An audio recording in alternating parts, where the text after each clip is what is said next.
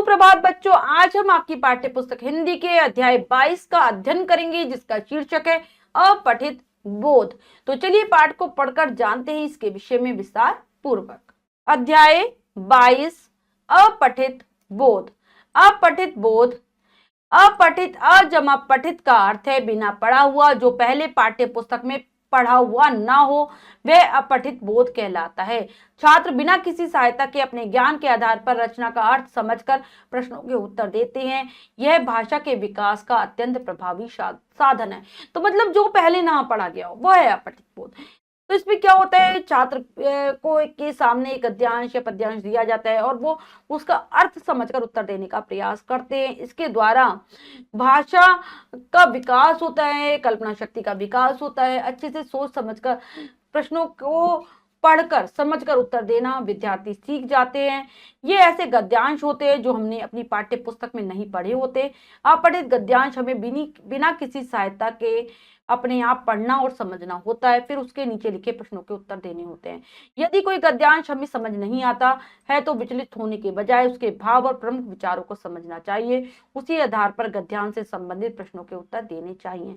इससे हमारे अर्थ ग्रहण की शक्ति बढ़ती है। किसी भी गद्यांश से संबंधित प्रश्नों के उत्तर देने के लिए हमें सबसे पहले गद्यांश को 2-3 बार पढ़कर उसे अच्छी तरह समझने का प्रयत्न करना चाहिए। तो मतलब ऐसा अंश होता है बच्चों जो कि आपकी पाठ्य पुस्तक में नहीं होता। वो किसी समाचार पत्र का अंश हो सकता है, किसी लेख का अंश, किसी कहानी का अंश हो सकता है, या किसी अन्य पुस्तक का अंश भी हो सकता है। आपके सामने आता है, पढ़ना होता है आपको। 2-3 बार अच्छे से आप पढ़ोगे, फिर उसके बाद आप प्रश्नों के उत्तर दोगे। कई बार ऐसा होता है कि आप उसका अर्थ समझ नहीं पाते, भावों को समझ नहीं पाते, तब भी आप मुख्य बातों को समझकर प्रश्नों के उत्तर दे सकते हैं। आप 3-4 बार जब उस गद्यांश को पढ़ेंगे ना तो आपको धीरे धीरे अर्थ समझने आने लगेगा। तो ये किस लिए दिए जाते हैं? इससे आपकी कल्पना शक्ति, सोचने समझने की शक्ति का विकास होता है। साथ ही साथ आप किसी भी चीज का अर्थ ग्रहण करना आप सीख जाते हैं। तो गद्यांश से संबंधित प्रश्नों के उत्तर लिखते समय निम्नलिखित बातों का ध्यान रखना चाहिए। कुछ बातें जिनका हम ध्यान रखेंगे। प्रश्नों के उत्तर गद्यांश में छिपे होते हैं। गद्यांश को ध्यानपूर्वक 2-3 बार पढ़े ताकि समझ में आ जाए कि उसमें क्या बताया गया है। उत्तम, सरल व स्पष्ट भाषा में होनी चाहिए। आप अपने उत्तर लिखेंगे एकदम आसान भाषा में लिखेंगे। जो गद्यांश में बताया गया वही लिखने का आप प्रयास करेंगे, अलग से कुछ नहीं लिखेंगे। ठीक है। उत्तर संक्षिप्त होने चाहिए, छोटे उत्तर लिखेंगे। संबंधित प्रश्नों के उत्तर अपने शब्दों में लिखने चाहिए। आप उत्तर अपने शब्दों में भी लिख सकते हैं। ठीक है। अब है अपठित बोध के प्रकार। कितने प्रकार के होते हैं? अपठित बोध में प्रश्न 2 प्रकार से पूछे जाते हैं। 2 प्रकार से पूछते हैं।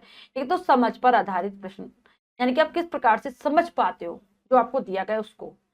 और दूसरा है विश्लेषण पर आधारित बहुविकल्पीय प्रश्न। बहुविकल्पीय प्रश्न होते हैं जिसमें एक प्रश्न के 4-4 उत्तर दिए होते हैं, 3-3 उत्तर दिए होते हैं। आपको अपनी समझ के हिसाब से आपने जो पाठ में पढ़ा उसका विश्लेषण के आधार पर आप प्रश्नों के उत्तर देते हो इसमें। तो पहला है समझ पर आधारित प्रश्न। अपठित गद्यांश के अंतर्गत किसी ऐसी कहानी, लेख या अनुच्छेद को जो पहले निर्धारित पाठ्य पुस्तक में न पढ़ा गया हो लिया जाता है तथा उससे संबंधित प्रश्न पूछे जाते हैं। इस प्रकार के गद्यांश में से निम्नलिखित प्रकार के प्रश्न पूछे जाते हैं। तो पहले समझ पर आधारित कैसे पूछेंगे? कोई भी आपके सामने अनुच्छेद, कहानी का अंश, लेख का अंश दे देंगे और फिर आपसे प्रश्न पूछेंगे। ठीक है। क्या क्या प्रश्न पूछ सकते हैं? गद्यांश का उपयुक्त शीर्षक बताने, यानी कि आपको जो गद्यांश है उसका एक नाम देना होता है। ठीक है, शीर्षक। उसके आधार पर प्रश्नों के उत्तर, जो प्रश्न पूछे जाएंगे उनके गद्यांश के में से आपको उत्तर देना होगा समझकर। उसमें आए शब्दों के अर्थ पर आधारित प्रश्न पूछना, जैसे पर्यायवाची या विलोम शब्द। आपसे पूछ सकते हैं कि कोई 2 शब्द दे दिए, इसका पर्यायवाची बताओ, इसका विलोम बताओ, इसका समानार्थी बताओ, ऐसे भी पूछ सकते हैं। अब आता है अपठित पद्यांश। इसके अंतर्गत कोई भी कविता या काव्यांश जो निर्धारित पाठ्य पुस्तक में न दिया गया हो उसे देकर उससे संबंधित प्रश्न पूछे जाते हैं। पद्यांश यानी कि कविता का अंश दे देंगे, कोई पद का अंश दे देंगे, फिर प्रश्न पूछेंगे। अपठित बोध गद्यांश या पद्यांश को हल करने के लिए निम्नलिखित बातों को ध्यान रखना चाहिए। दिए गए गद्यांश या पद्यांश को 1-2 बार ध्यानपूर्वक पढ़ना चाहिए। ध्यान से पढ़ेंगे, 2-3 बार पढ़ लो आप। उनसे पूछे गए प्रश्नों को समझे, फिर उपयुक्त गद्यांश या पद्यांश की शब्दावली में प्रश्न का उत्तर न देकर अपने शब्दों में उत्तर लिखने का प्रयास करें। पहले अच्छे से प्रश्नों को आप समझेंगे, पढ़ेंगे, फिर उत्तर अपनी भाषा में देने का प्रयास करेंगे। प्रश्नों के उत्तर गद्यांश या पद्यांश में दिए गए तथ्यों पर आधारित होने चाहिए। मतलब अपनी तरफ से आपको कुछ नहीं लिखना होता है इसमें, जो गद्यांश में बताया गया है, पद्यांश में बताया गया है, उसके आधार पर ही आप उत्तर देंगे।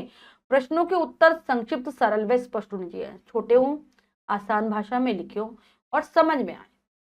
शीर्षक का चुनाव करते समय ध्यान रहे कि वह गद्यांश से संबंधित हो, संक्षिप्त तथा रोचक हो, छोटा सा हो, जिसकी बात सबसे ज्यादा गद्यांश या पद्यांश में की गई है वही आपका शीर्षक होगा, ठीक है, और रुचिपूर्ण भी हो। नीचे अपठित गद्यांश अभ्यास के लिए दिया जा रहा है, तो अभ्यास के लिए है, इसको पढ़ लेते हैं। भोजन सामग्री की भांति कुछ पुस्तकें अच्छी होती है, कुछ बुरी। प्रतिकूल भोजन के समान निकृष्ट पुस्तकें त्याग देनी चाहिए। जिन पुस्तकों की विषय वस्तु दूषित है, शब्दावली आडंबर पूर्ण है, विचार निकम्मे हैं, वे हानिकारक होती है।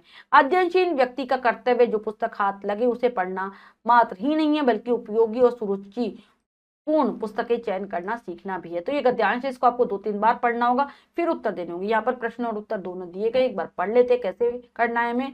प्रश्न है, किस प्रकार की पुस्तकें हानिकारक होती हैं? तो उत्तर, जिन पुस्तकों का विषय वस्तु दूषित हो, शब्दावली आडंबरपूर्ण हो, विचार निकम्मे हो, वे हानिकारक होती है। ठीक है, शुरू में ही दे रखा है। ठीक है, अध्ययन प्रश्न, अध्ययनशील व्यक्ति का क्या कर्तव्य है? अध्ययनशील व्यक्ति का कर्तव्य जो पुस्तक हाथ लगे उसे पढ़ना मात्र ही नहीं, बल्कि उपयोगी और सुरुचिपूर्ण पुस्तकें चयन करना सीखना भी है। ये ठीक है, लास्ट वाली लाइन में दे रखा था। गद्यांश प्रश्न है, गद्यांश का उचित शीर्षक लिखिए। उत्तर, गद्यांश का उचित शीर्षक पुस्तकों का चयन है। ठीक है, पुस्तकों के बारे में बात की है, उनके चुनाव के लिए कहा गया, तो यही हमारा शीर्षक बन जाएगा। अब नीचे अपठित पद्यांश अभ्यास के लिए दिया जा रहा है, तो इसको भी पढ़ लेते हैं। विचार लो कि मृत्यु हो, न मृत्यु से डरो कभी। मरो परंतु यो मरो की याद जो करें सभी।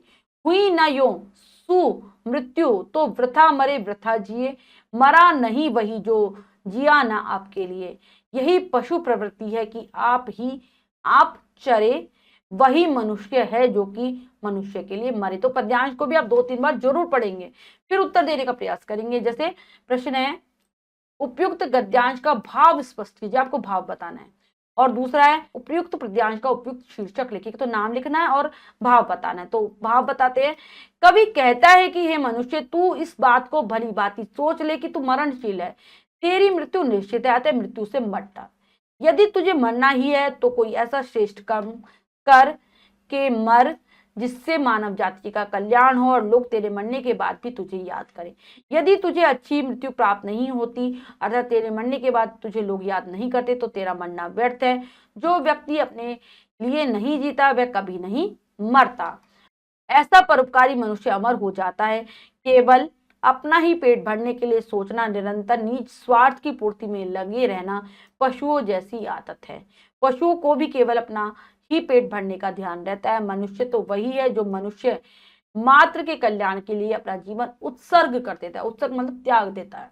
ठीक है, और उपयुक्त शीर्षक अगर हम सोचेंगे तो परोपकार की बात की गई है। ठीक है, इस प्रकार से आप प्रश्नों के उत्तर दे सकते हैं।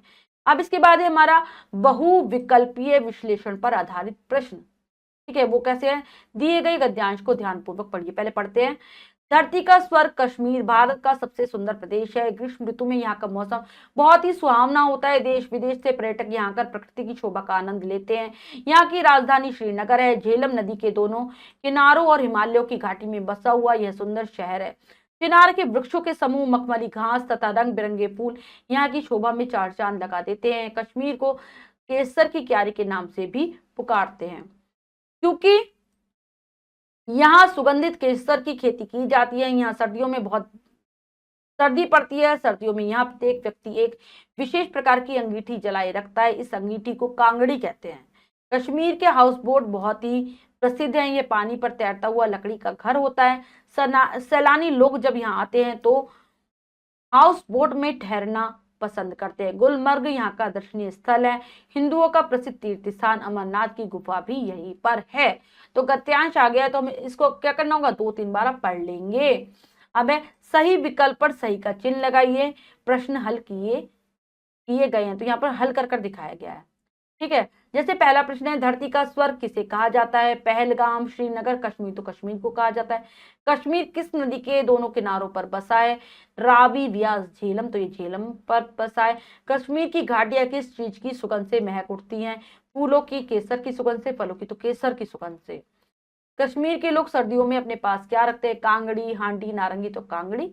कश्मीर में सैलानी लोग कहाँ ठहरते हैं? हाउस बोट में, होटल में या फिर घाटी में, तो ये हाउस बोट में ठहरते हैं। ठीक है, ये हो गया। अब इसके बाद अगला है, दिए गए गद्यांश को ध्यानपूर्वक पढ़िए। जिनके लिखे व्यंग्य पर लोग खिलखिला उठते हैं थे, उनकी जीवन कहानी कितनी व्यथा और आपत्तियों से घिरी हुई थी। सभी नहीं जानते कि मतवाला के प्रकाशन के साथ ही शिव पूजन सहाय हिंदी में चमक उठे। वे ईश्वरी प्रसाद शर्मा के पथ प्रदर्शक थे। लहेरिया सराय के पुस्तक भंडार के कार्य से वे काशी में ही आकर रहने लगे। उनकी कोठरी बहुत छोटी थी, चटाई उनका बिछावन थी। शिवजी स्वभाव के बहुत सरल थे, अतएव बहुत जल्दी सबके प्रिय बन जाते थे। में अभिमान और अहंकार तनिक भी नहीं था, इसलिए सहृदय को अपने समीप खींच लेते थे। प्रसाद जी का बहुत निकट स्नेह उन्हें प्राप्त था। काशी में रहने पर हम लोगों ने किसी भी जमघट में शिव पूजन सहाय न हो ऐसा कभी नहीं होता था। साहिब जी ने अपने जीवन का अधिकांश भाग हिंदी भाषा के उन्नति, उसके प्रचार प्रसार में न्यौछावर किया। वे दिन, वे लोग, मेरा जीवन, स्मृति शेष, देहाती दुनिया, विभूति, ग्राम सुधार इनकी प्रमुख रचनाएं हैं। 9 अगस्त 1897 को बिहार के एक ग्राम उनवास में जन्मे शिव पूजन सहाय का निधन 21 जनवरी 1963 को पटना में हुआ। तो ये हो गया। गद्यांश को 2-3 बार पढ़ना है, फिर उत्तर देंगे। सही विकल्प पर सही का चिन्ह लगाइए। तो प्रश्न पढ़ते हैं, किनके लिखे व्यंग्य पर लोग खिलखिला उठते थे? तो क्या है यहाँ पर? ईश्वरी प्रसाद, शिव पूजन सहाय के या फिर लेखक के? तो क्या आ जाएगा हमारा? शिव पूजन सहाय के। नेक्स्ट है, अगला है हमारा प्रश्न, हिंदी में शिव पूजन सहाय किसके प्रकाशन के साथ ही चमक उठे थे? मतवाला, तरंग या फिर गोलमाल? तो क्या आ जाएगा बच्चों? अभी हमने पढ़ा था किसके? मतवाला। यहाँ पर हम लगा देंगे मतवाला पर। अगला हमारा प्रश्न है बच्चों, शिव पूजन सहाय के पथ प्रदर्शक कौन थे? लहरी जी, काशी या फिर ईश्वरी प्रसाद शर्मा? तो यहाँ पर क्या आ जाएगा बच्चों? तो यहाँ पर हम लगा देंगे ईश्वरी प्रसाद शर्मा। यहाँ पर प्रश्न है, शिव पूजन सहाय के पथ प्रदर्शक कौन थे? जबकि वे खुद पथ प्रदर्शक थे ईश्वरी प्रसाद शर्मा। के प्रश्न उल्टा पूछा गया। ठीक है, ध्यान रखेंगे, आप कर लेंगे इसको सही। फिर है, शिव पूजन सहाय किसके कारण जल्दी सबके प्रिय बन जाते थे? सरल स्वभाव, संपादकी या फिर व्यंग्य के? तो क्या आ जाएगा यहाँ पर? वो सरल स्वभाव के कारण सबके प्रिय बन जाते थे। नेक्स्ट है, अगला है हमारा, उपयुक्त गद्यांश का उपयुक्त शीर्षक दीजिए। तो यहाँ पर शीर्षक दिया है साहित्यकार शिव पूजन सहाय। तो बच्चों हमने अच्छे से समझकर पाठ को पढ़ा और यहाँ पर फिर उसके बाद दिया गया है अभ्यास कार्य। यहाँ पर आओ कुछ करे के अंतर्गत है ये। यहाँ पर बच्चों कई सारे आपको गद्यांश और पद्यांश दिए गए हैं, जिनको आप ध्यान से पढ़ेंगे और प्रश्नों के उत्तर देने का प्रयास स्वयं करेंगे। कार्य सुंदर अक्षरों में अपनी अभ्यास पुस्तिका में कर लेंगे। जैसे पहला ये निम्नलिखित गद्यांशों तथा पद्यांशों को पढ़कर उत्तर दीजिए। तो यहाँ पर दिए गए हैं सारे, इनको आप ध्यान से पढ़ेंगे और फिर प्रश्नों के उत्तर दे देंगे। बहुत सुंदर सी बच्चों हमने पाठ को बहुत अच्छे से समझकर पढ़ा और अभ्यास कार्य किया। इसके अतिरिक्त जो भी कार्य है वो आप स्वयं करेंगे सुंदर अक्षरों में अपनी अभ्यास पुस्तिका में।